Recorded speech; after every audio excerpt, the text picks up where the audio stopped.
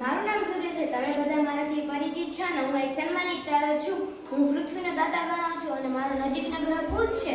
અને તમારે મારો એક આંટો પૂરો 1000 કિમીના વેગમાં ચાલતા વિમાનમાં બેસવું પડે અને તમારે એક આંટો પૂરો કરો તો 107 વર્ષ નીકળી જાય.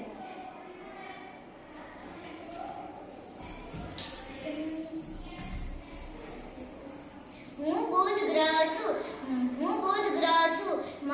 હું સૂર્યની સૌથી નજીકનો ગ્રહ છું. મારો રંગ પીળાશ પડતો છે. જો તમારે મને પૃથ્વી પરથી જોવો હોય તો સૂર્યાસ્ત પહેલા અને સૂર્યાસ્ત બાદ મને જોઈ શકો છો.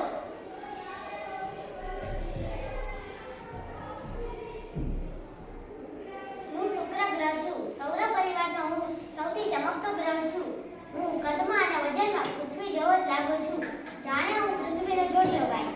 હું જળકતમાં ચંદ્ર જેવો લાગુ છું. મારે એક પણ ઉપગ્રહ નથી. મારી આસપાસ વાયુઓ અને વાદળોના કટના કારણે મારો ખૂબ અભ્યાસ થયો નથી.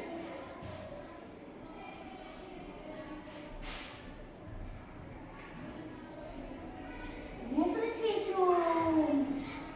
મારી ધરી પર ફરતા મને 24 કલાકનો સમય લાગે છે અને મારે જો સૂર્યનો એકાંત પૂરો કરવો હોય તો 365 દિવસ અને 6 કલાકનો સમય લાગે છે.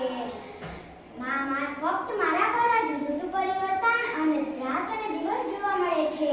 મારો એક ઉપગ્રહ પણ છે.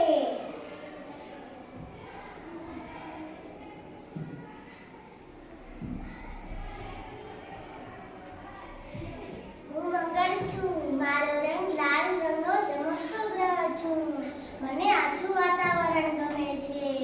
મારે 2 ઉપગ્રહો છે. પૃથ્વી કરતાં મારી ઉપર વધુ ઠંડી અને ગરમી પડે છે.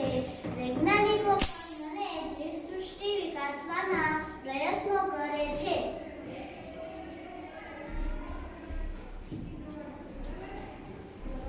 હું ગુરુ છું. હું આછો પીળાશ પડતો સફેદ ગ્રહ છું.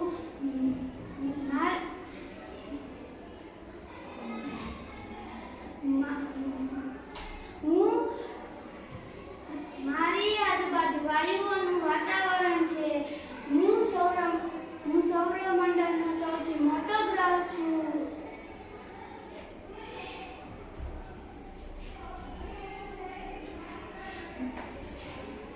હું શનિ છું.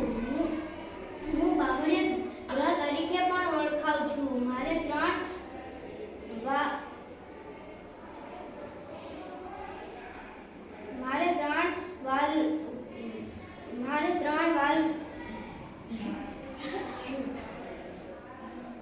વાલ હું બાગડીય ગ્રહ તરીકે પણ ઓળખાઉં છું. મારે 62 કરતાં પણ વધારે ઉપગ્રહો છે.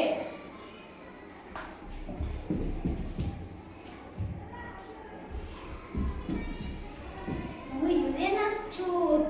હું સૌથી ઠંડો ગ્રહ છું કારણ કે સૂર્યનો પ્રકાશ મને મળતો નથી. એટલે મારી શોધ વિલિયમ હર્શલ નામના ખગોળશાસ્ત્રીએ કરી હતી.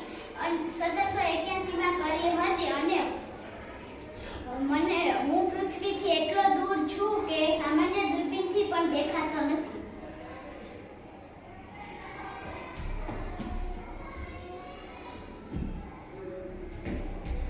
હું નેપચ્યુન છું. હું લીલા રંગનો છું. તેના વાતાવરણને મિથેન નામનો ઝેરી વાયુ છે. મારા ગ્રહ પર પણ પૃથ્વીની જેમ ઋતુઓ પરિવર્તન થતું જોવા મળે છે.